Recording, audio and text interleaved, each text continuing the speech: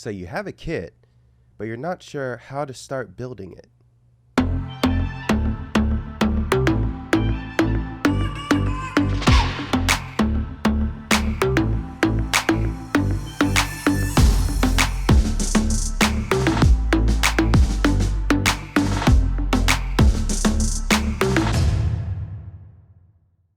What's up guys, thank you and welcome back to the channel. Today we're going to be talking about tools for building your Gunpla. So in front of me I have all of the tools that I commonly use just for building Gunpla, not necessarily customizing or anything like that.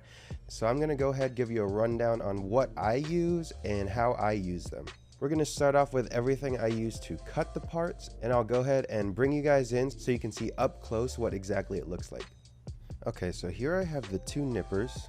This one is your basic, this is a basic Tamiya modeler side cutter, and this one is actually a single bladed cutter from Gundam Planet. I'm not sure if they have any in stock at the time, but I got this a little while back.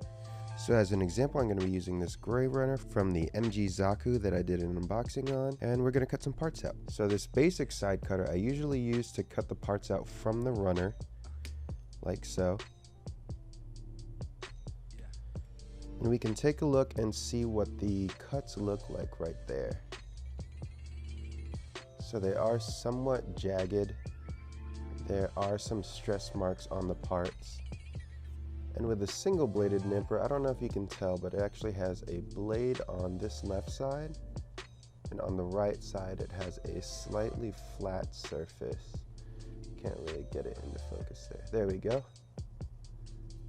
So what this does is it essentially cuts it from one side as opposed to two sides on this one, where both sides of the nippers are bladed to a certain degree, but the blade on this nipper has a much shallower angle, so it's almost like having a hobby knife on half of the nipper.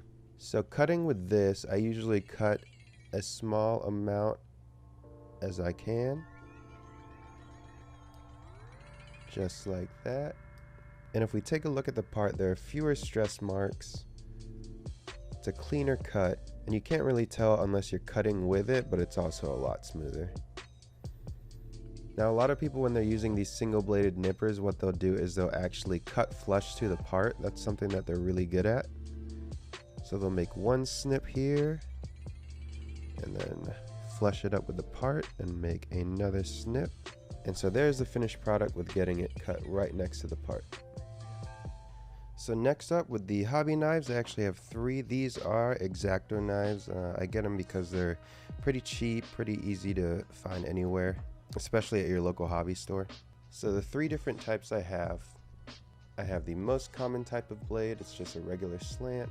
I have a flat chisel blade, and I have an even finer detail slanted blade. So this one specifically I use for cutting out decals and small things like that, where I need to cut into something, usually when I'm trying to cut into paper onto the cutting mat. The chisel blade I use for flat surfaces, where I can get some more support on the underlying surface to shave away at it while also having some stability from the part. And the standard blade I use for pretty much everything else. It can get into most nooks and crannies, and it's a sharp cut. So I've trimmed this part down so I can show you what it looks like when I'm cutting it with the standard blade. So you want to shave off small amounts of material at a time. That'll prevent the likelihood of stress marks on the part.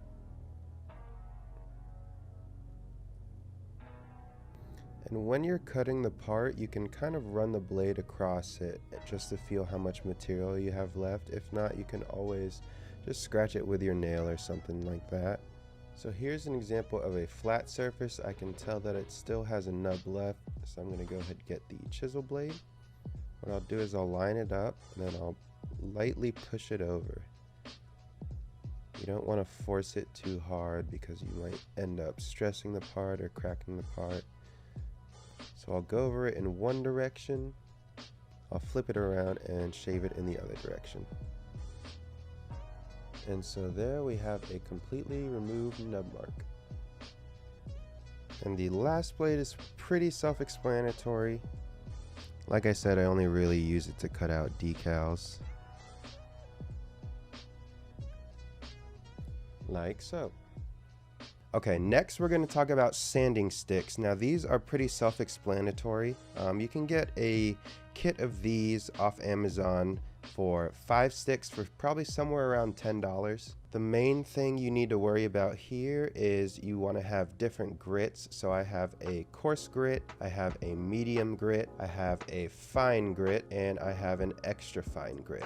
Now these sanding sticks specifically, these I made myself just by getting some different grit sandpaper, some double-sided tape, and some wooden popsicle sticks. So those are pretty easy to make, a little bit cheaper than just buying pre-made sanding sticks. Next we have a brush. This one I just basically use to dust off parts, whether they be full models or if I'm working on a part and there's little bits of plastic all over it, I'll use it to dust off the parts. I'll use it to dust off the inside of my nippers here, and sometimes even if I want to just dust off some of my workspace. And the last thing we have is not necessarily a tool, more so a supply, but these are 3 different of Tamiya's panel liners.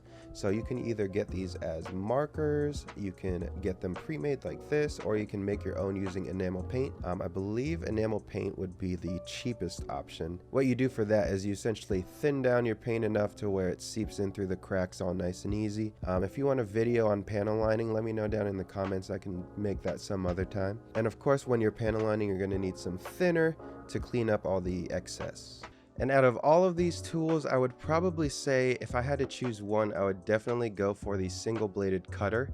The most popular one right now are the God Hand nippers. You can look those up. I think they're SP-120, something like that. You can get a pair from Gundam Planet. That's where I got mine. I know USA Gundam Store has some on their own. But the single bladed nippers are just so versatile because you can use them to cut parts off and you can use it to clean the parts up. So if anything, this can eliminate the need for a hobby knife to a certain degree, probably on your high grades, maybe your master grades. On a perfect grade, I would still want to pick up a hobby knife just to get that cleaner look. And there we have it, folks. Those are all my tools, how I use them and what I use them for. I hope you guys enjoyed the video. I've been streaming a lot more often on Twitch, so if you want to, you can catch me live there at twitch.tv/amilla. And with that being said, I hope you guys have a great rest of the day.